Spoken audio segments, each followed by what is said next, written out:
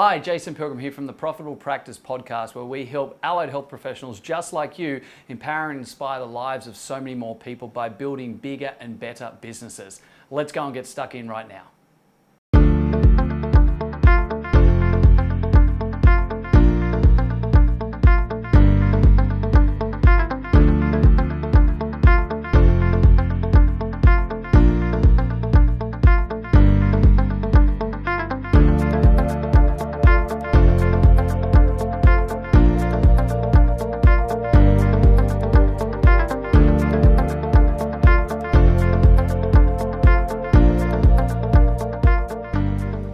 Started watching like your videos that you recommended.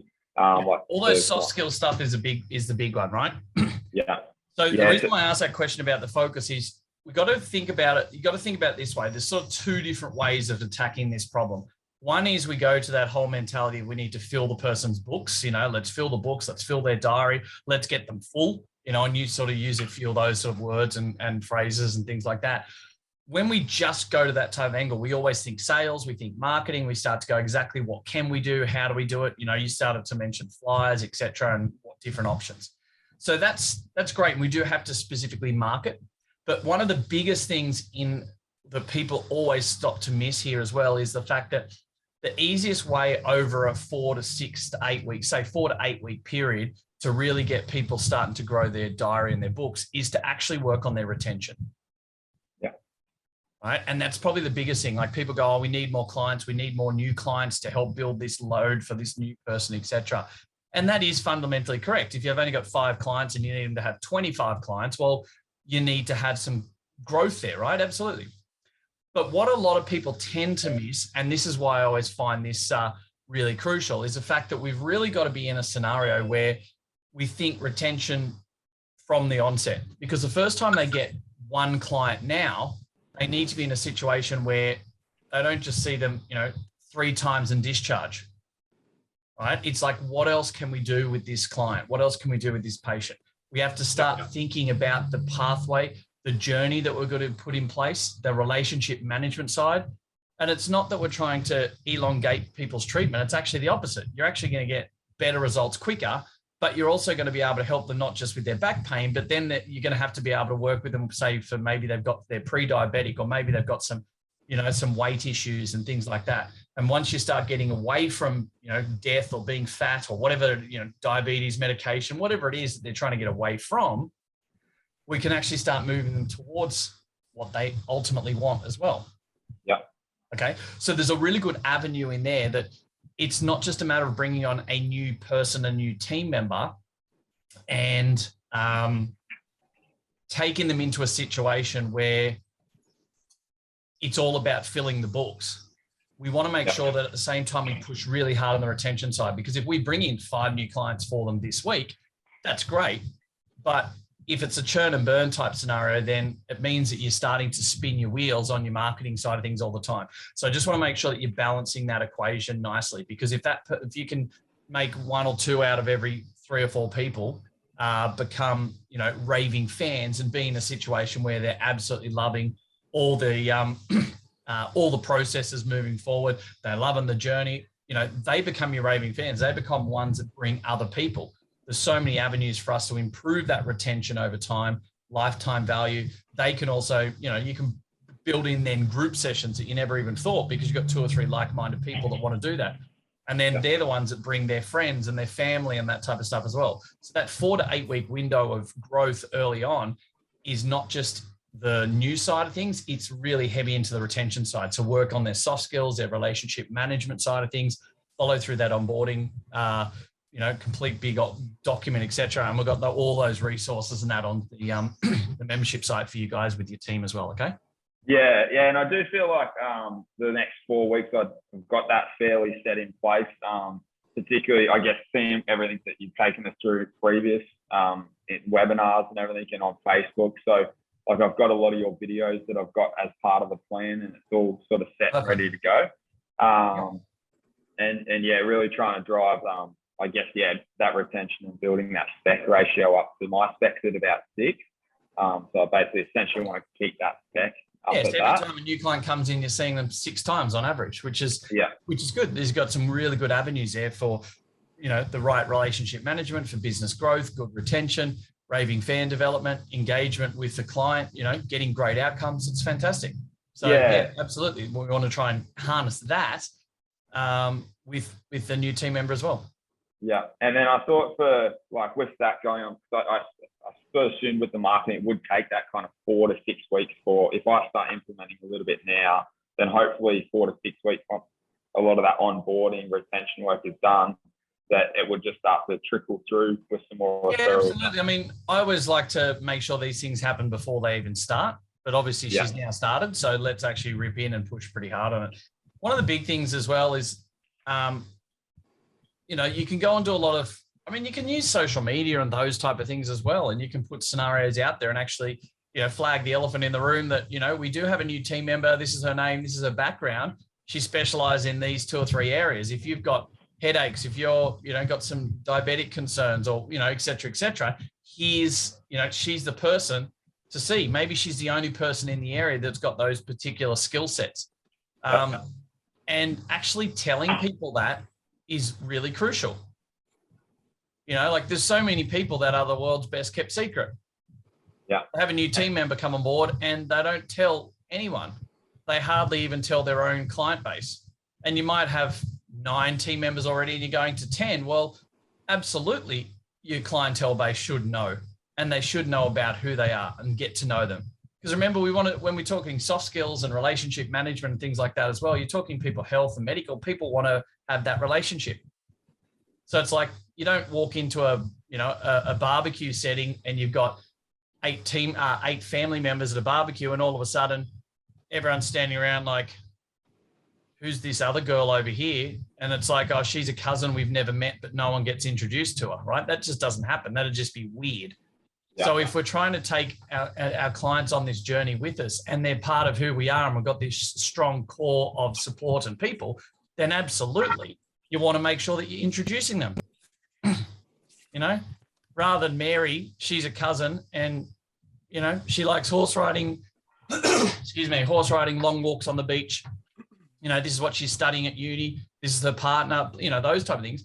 You turn into almost a similar type scenario. Introduce them to your team, to your clients, to your community.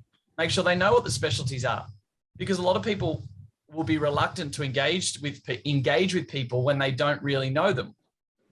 If they don't know them, they don't like them. If they don't like them, they can't trust them. That's how we know with know, like, trust. That's how it works on the sales game. Yeah. Okay. But to unlock that sales type of process, you've got to have trust, but they've got to like them first. So it's got to be a lot of work with them. I would be doing stuff with them right now with the new girl in a scenario where she's putting her face forward a lot in the social media side of things. Yeah. Right. Okay. Putting her forward of what she's doing out there in the community. She's working with particular groups. Is she working with any support groups? What's her specialty? Does she specialize working with, disability kids? Does she work? Does she have a specialty in oncology? Does she have a specific avenue in women's health? Right?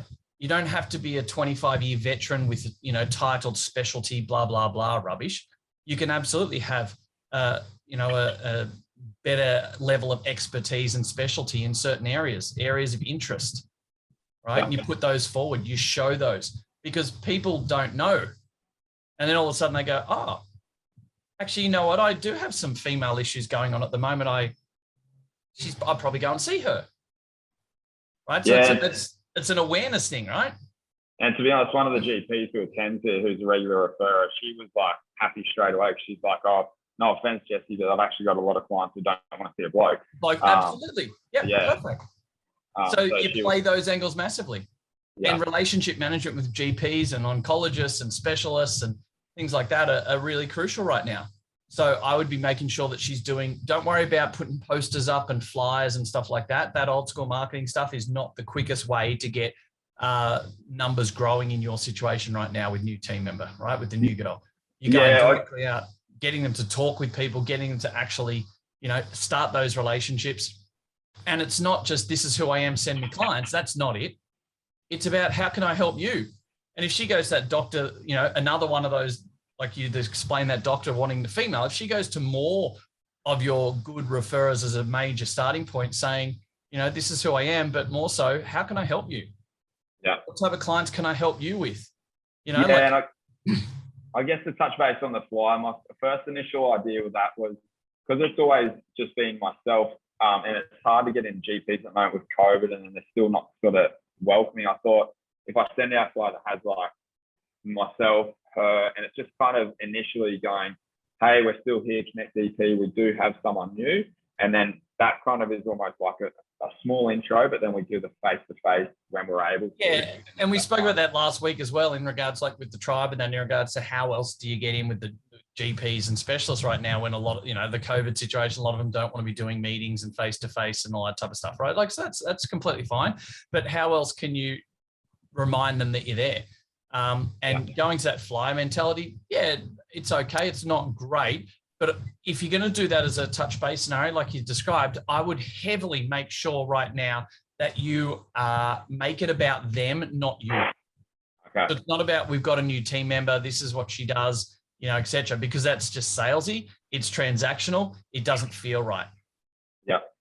Okay. But if it turns into an avenue of, you know, this is how we can help you best, we can now help more of your female clients. She has a specialty in women's health or whatever it is, right? You know, do you have, like, asking things like, or you can assume, you don't have to ask to have certain clientele. You can actually say, you know, no doubt you've got a lot of diabetics, and right now we can now add, you know, a higher level of service quality not seen in the area. You know, is there an avenue for us to be able to help you and your patients out? You know, like, you want to make it about them. Yeah. Right. And, okay. Yeah. So that can be a bit more, it's not a perfect, but obviously with the environmental type scenarios that are around us at the moment, it's not going to be perfect. Right. But those type of things, it's a cognitive awareness for a lot of your clients. Go through your database, use your social media side, go to your referral channels in that avenue. I mean, you know, maybe NDIS support coordinators are a good one as well, because now all of a sudden you've got a female as part of your team as well. Fantastic, right? We're not being sexist, but yeah, there may very well be, you know, a couple of teenagers that they would love to be able to do that, but they just may not work well with males. They may know that, so that's why they haven't sent those clients to you previously. Yeah. Yeah. All right. That's right. I'll just jump in. Jump in. I was in the same situation as you, Jesse. Start of the year, well, end of last year, I just put on another female or a female team member. Had the first week of January booked out with GP meetings and some physio meetings and stuff like that. That all went down the drain because of COVID. So all I did was, I've got like a little black book that Jason spoke about ages ago with, like, to put your care plan nurses and your regular referrers on there. Yeah. And I just called the clinic up and just said, hey, I'm such and such. And regular referrers kind of recognize your business name. And then just asked if I could set up a 15-minute chat with the care plan nurses. And most of the time it would go for half an hour, 40 minutes by the end of it. And I would just say, just wanted to let you know that I've got this new team member on board. This is what she specializes in. You know, she's got different interests to what I've got, so she can treat other patients that you might have, blah, blah, blah, blah, blah. And then I said, because we have that, we've got group sessions starting. And that was like the little bit of salesy stuff, but most of it was just to say that I really want to keep you guys up to date with what we're doing over here. And Nick, that's great, but you can even take that little bit further, right? Yeah. Because you can change the wording of that. So it's not about, you know, this is who she is, this is what we now do. You can actually turn it into making it about them. So questioning more around that scenario, like, rather than saying she's got, you know, specialty in this, we can now do this. Don't make it about you, you make it about them. So you just pre-frame that conversation differently. And so it's now put into a scenario that, you know, for all of your diabetic clients right now, here's how we can best help you out. Yeah. Right. So it's just those little thing about the language side of it. That becomes a lot better. Yeah. You know, and they are busy and they're flat out with everything. So play on the time factor right now as well. You know, I know that you're flat out. I know there's a lot of people that might not be, you know, coming in as regular as they probably need to and as what you'd like to. Is there a way that we can see some of those clients for you and with you, and we can utilize, telehealth, etc. And let's start to work those angles as well. Because if you can start that type of relationship as well, it's again, you're problem solving for the referrer. And that's the biggest thing you need to be able to do. Make it about them and show them how you can be the solution to their problems. Show them how what you're doing helps them and benefits them. Because that's when they really start to go, this is great. This is what I need. Great. Yep. Talk to the practice manager or the practice nurse and let's do this, let's do that. And that's when it starts to roll forward. Awesome. Great. Thank you. Hey guys, thank you very much for listening to another episode of the Profitable Practice Podcast. I would love nothing more than for you to be able to leave a review. I get so much joy out of listening and reading the amazing things that you guys say about this. So please subscribe to our channel, leave a review, and share it with your friends. Let's get some more fantastic information out there so all of us can grow the industry together. Cheers for now.